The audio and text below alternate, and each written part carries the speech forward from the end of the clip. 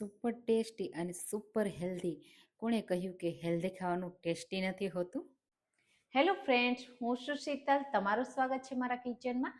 આજે આપણે બનાવીશું ગ્લુટન ફ્રી જુવારમાંથી એકદમ હેલ્ધી એવા પનીર કાઠી રોલ બનાવીશું, એ પણ એકદમ સિમ્પલ અને સુપર ટેસ્ટી રીતે. તો ચાલો બનાવીએ.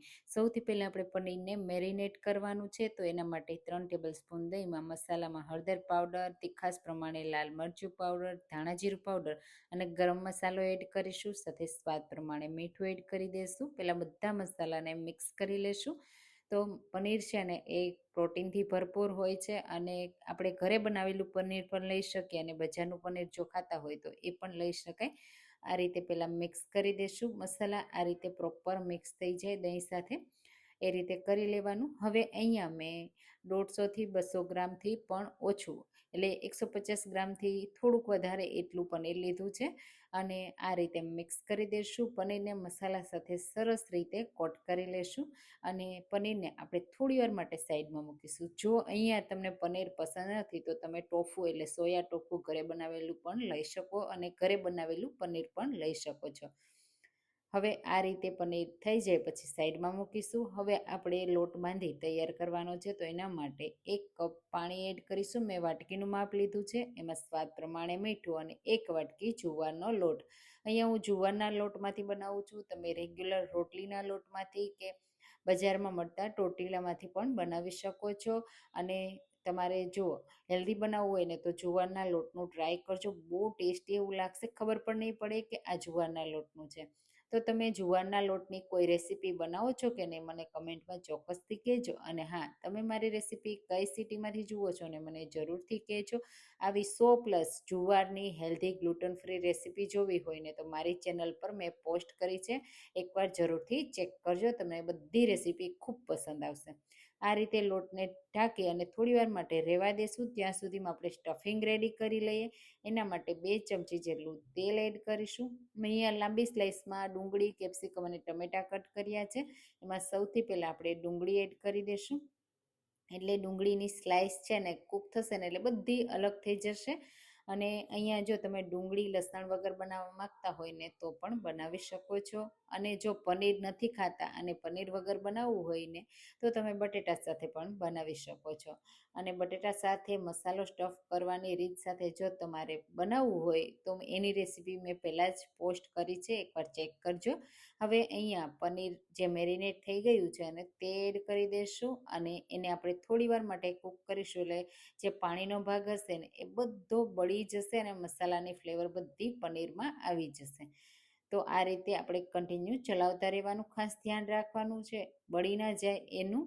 અને મસાલા છે અને સરસ એવા કૂક થઈ જાય. તો ગેસની લો ટુ મીડિયમ ફ્લેમ રાખવાની, એટલે જે દહીંનું જે પાણી છે ને બહુ બહાર ના નીકળે અને સરસ એવું કૂક થઈ જાય. તો અહીંયા 2 થી 3 મિનિટનો સમય લાગશે અને આ રીતે ડ્રાય થઈ જશે. પછી જે આપણે ટામેટાના બી કાઢી અને સ્લાઇસ કરી છે એ અને કેપ્સિકમની સ્લાઇસ એડ કરી દઈશું. એને થોડી વાર માટે આપણે કૂક કરવાની છે. એકદમ સોફ્ટ નથી કરવાની, થોડો એનો ક્રંચ રહેશે ને તો ખાવામાં ખૂબ સરસ લાગશે. તો અહીંયા તમે જુઓ મસાલો સરસ એવો મિક્સ થઈ ગયો, અને હલકા બંને વેજીટેબલ છે એ થોડા સોફ્ટ થયા છે, વધારે સોફ્ટ નથી કર્યા મેં. અને હવે આપણે એમાં બીજા કોઈ મસાલાની જરૂર જ નથી. માત્ર બાળકોને ભાવે ને એના માટે આપણે 1 ટેબલ સ્પૂન જેટલું ટોમેટો સોસ. તો આ સોસ મેં ઘરે જ બનાવ્યો છે, અને કોઈ પણ કલર કે પ્રિઝર્વેટિવ વગર બનાવ્યો છે, તો હું એ રહી છું. અને અહીંયા ચાટ મસાલો મેં થોડો સ્પ્રિંકલ કર્યો છે. મીઠું તમારા સ્વાદ પ્રમાણે એડજસ્ટ કરી લેવાનું, અને થોડી વાર માટે આપણે મિક્સ કરી લઈશું. એટલે આપણો આ જે સ્ટફિંગ વાળો મસાલો છે ને એ બનીને રેડી થઈ જશે. તો મસાલો બનીને રેડી થઈ ગયો છે, તો સાઈડમાં મૂકી દઈએ. અને હવે આપણે જે રોટલી બનાવવાના છીએ અને જુવારની, એને આ રીતે હલકા હાથથી પાણીવાળો કરી અને પછી આપણે એને થોડો મસળી લેવાનો, એટલે સરસ એવો સોફ્ટ થઈ જાય. હવે આ રીતે સોફ્ટ કરી લેવાનો, એટલે આપણે છે ને વણતી વખતે બિલકુલ ફાટે નહીં અને તૂટે નહીં, અને આપણે એની મોટી સાઈઝની રોટલી રેડી કરી શકીએ. તો તમે જુઓ થોડી એમાં ચિકાસ આવી ગઈ છે, અને હવે લોટને રેસ્ટ દેવાની જરૂર નથી, તરત જ આપણે એમાંથી મોટી સાઈઝની રોટલી રેડી કરીશું. હવે મોટી સાઈઝનું લુવું કરી લેશું અને એને પહેલાં આ રીતે સ્મૂથ કરી લેશું. ખાસ ધ્યાન રાખવાનું, એકદમ સ્મૂથ કરવાનું એટલે વણતી વખતે બિલકુલ ફાટશે નહીં. અને થોડી આપણે મોટી સાઈઝની બનાવવાના છીએ તો થોડો વધારે લોટ એક્સ્ટ્રા લેવાનો, જેનાથી સરસ એવો મોટું આપણો રોલ તૈયાર થાય અને આપણે એમાં કાઠી રોલ પણ મોટો બનાવી શકીએ. હવે આ રીતે કોરો લોટ મેં જુવાનો જ લીધો છે અને એમાં આપણે આ રીતે લોટ એડ કરી અને પછી એકદમ હળવા હાથથી અને એકદમ પોચી રીતે વણીશું એટલે બહુ ક્રેક નહીં આવે. અને જો બહુ ક્રેક આવે ને તો થોડો તમે કોઈ પણ શેપ આપી અને સરસ રીતે એડજસ્ટ કરી શકો છો. આ રીતે મોટી સાઈઝની તમે જુઓ વણી છે, બહુ જાડી નથી રાખી અને એકદમ પતલી પણ નથી કરી. હવે આપણે એને શેકવાની છે, તો આ રીતે તવા ઉપર પહેલાં એમ જ શેકી લેવાની છે અને પછી આપણે એને બટર સાથે પણ કૂક કરીશું. તો આ રીતે બંને સાઈડ ફેરવતા ફેરવતા સરસ રીતે શેકાઈ જશે. અને જો તમારે એને ફૂલીને દડા જેવી કરવી હશે ને આ રીતે તો પણ થશે.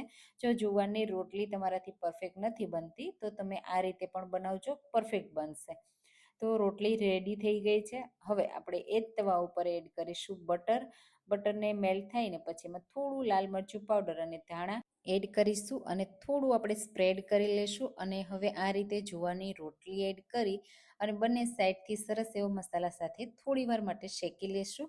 એક સાઈડ થોડી વધારે શેકવાની, ગેસની ફ્લેમ એકદમ લો કરી દેવાની. અને હવે અહીંયા ગ્રીન ચટણી જે આપણે તીખી સ્પાઇસી બનાવીએ ને એ ચટણી મેં લીધી છે. આ રીતે એક સરખી સ્પ્રેડ કરી લેશું. જો બાળકો ખાવાના હોય તો તમારે ટોમેટો કેચઅપ કે સોસ લગાવી દેવાનો અને મોટા ખાવાના હોય તો આ રીતે ચટણી લગાવી દેવાની. ઉપરથી સ્ટફિંગ એડ કરવાનું, કોબી હોય તો અને ડુંગળી એડ કરવી હોય તો એડ કરી દેવાની, ચાટ મસાલો. અને જો ચીઝ ખાતા હોય તો થોડું ચીઝ એડ કરવાનું. ખાસ બાળકો ખાવાના હોય તો એમને ચીઝ બહુ ભાવતું હોય તો આ રીતે થોડું એડ કરી દેવાનું. અને હવે આ રોટલી છે જુવારની, એ થોડી તમને રોલ બનાવવામાં મુશ્કેલી આવશે તો તમારે શું કરવાનું, આ રીતે બે સાઈડથી ફોલ્ડ કરી દેવાનું. અને પછી તમને એવું લાગે કે બરાબર નથી થતી તો આ રીતે ટૂથપીકની મદદથી 1 થી 2 મિનિટ જેવું રાખવાનું. પછી તમે ટૂથપીક કાઢી લેશો ને તો પણ એક સરખો રોલ રહી જશે. પછી તમારે એને ક્રિસ્પી જેટલો થવા દેવો હોય એટલો ક્રિસ્પી કરી અને પછી સર્વ કરવાનો. ટોમેટો કેચઅપ સાથે કે ચટણી સાથે, બંને સાથે બહુ સરસ એવો લાગશે. અને એમ જ તમે ખાશો ને તો બહુ ટેસ્ટી એવું લાગશે. પેટ ભરાશે પણ મન નહીં ભરાય ને એટલો ટેસ્ટી આ રોલ છે. જો તમે ક્યારે આ રેસીપી ટ્રાય ન કરી હોય તો ચોક્કસથી ટ્રાય કરજો. Thank you.